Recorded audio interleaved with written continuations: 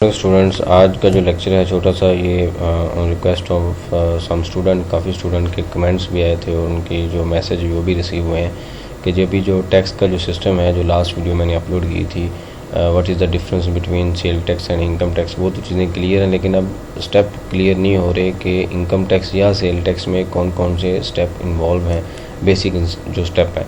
तो ये एक जो लास्ट लेक्चर था वो एक बेसिक लेक्चर था, बेसिक जो अंडरस्टैंडिंग थी वो हमने क्लियर की कि इनडायरेक्ट टैक्स क्या है, डायरेक्ट टैक्स क्या है। तो इस वीडियो को देखने से पहले अगर आपने वो वीडियो नहीं देखी तो उसको लाजमी देखें।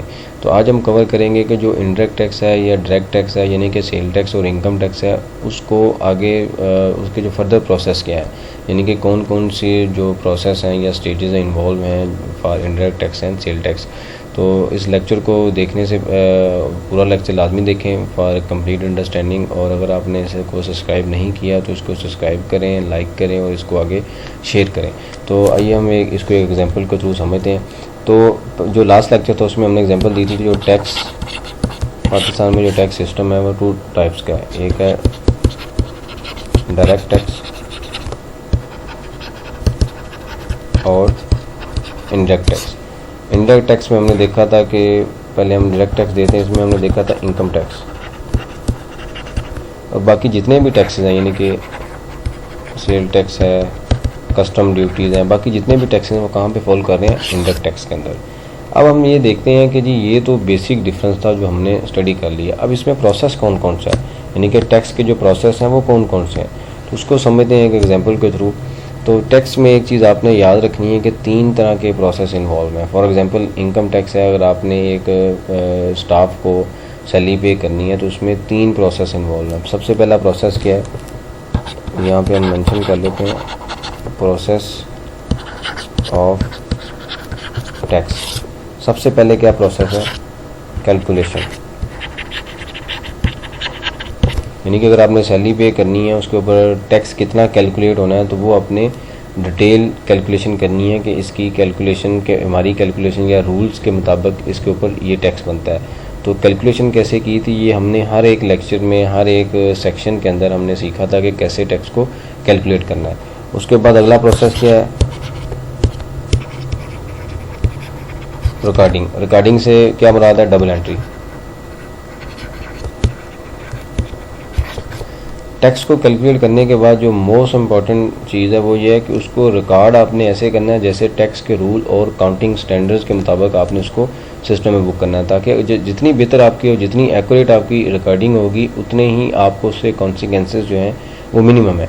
फॉर एग्जांपल आपको नोटिस आता है, अगर आपकी रिकॉर्डिंग ही ठीक नहीं है तो आप उसको नोटिस को रिकंसाइल करने के लिए या डाटा को रिकंसाइल करने के लिए आपकी एफर्ट भी ज़्यादा in the form of time, और उसके अलावा कुछ हो सकता है कोई डाटा आपके पास अवेलेबल भी ना हो, क्योंकि 5-6 साल तक आपने डाटा रखना है। तो अगर आपकी रिकॉर्डिंग ठीक नहीं है तो इसका मतलब क्या है कि आपकी जो चीज़ें हैं वो दुरुस्त नहीं है।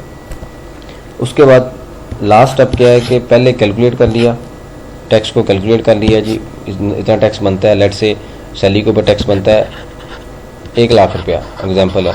उसके बाद उसको रिकॉर्ड कर लिया, कहाँ पर रिकॉर्ड किया कि विद होल्डिंग टैक्स लाइबिलिटी के अंदर, यानी कि आपने ये एज ए लाइबिलिटी इसको बुक कर लिया 1 लाख रुपया।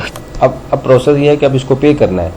तो क्या है कि calculation, recording and E filing.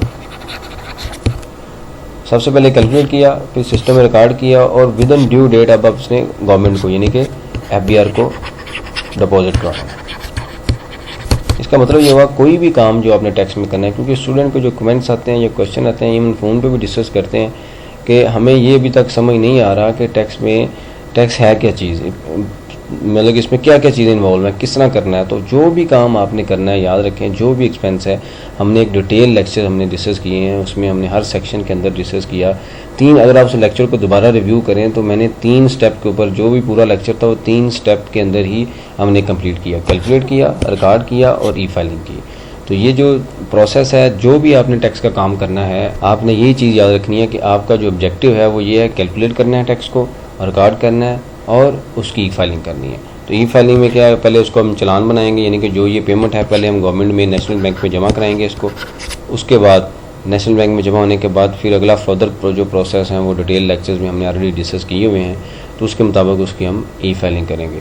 तो ये मेरे ख्याल में अब चीज़ें आपको क्लियर हो जानी चाहिए। लेकिन अगर इसको मैं अभी दोबारा कहूँगा कि अगर आपने वो पहला जो लेक्चर है वो what is the difference of sale tax and income tax नहीं देखा, तो उसको देखने के बाद इस लेक्चर को रिव्यू करें, ताकि जो अंडरस्टैंडिंग आपकी वो सही तरीके से बिल्ड हो सके। फर्दर अगर आपने प्रॉपर क्लासेस लेनी है तो लिंक में डिस्क्रिप्शन में एक फेसबुक का पेज भी अवेलेबल है जिसके ऊपर मैं अपडेट्स वगैरह देता हूँ, और एक व्हाट्सएप का ग्रुप भी है जिसमें मैं अपडेट शेयर करता हूँ। और अगर आपने फर्दर प्रॉपर क्लासेस लेनी है तो मुझे उस नंबर पे नीचे मोबाइल नंबर मेंशन है, वहाँ पे आप मैसेज या कॉल कर सकते हैं फॉर फर्दर डिटेल।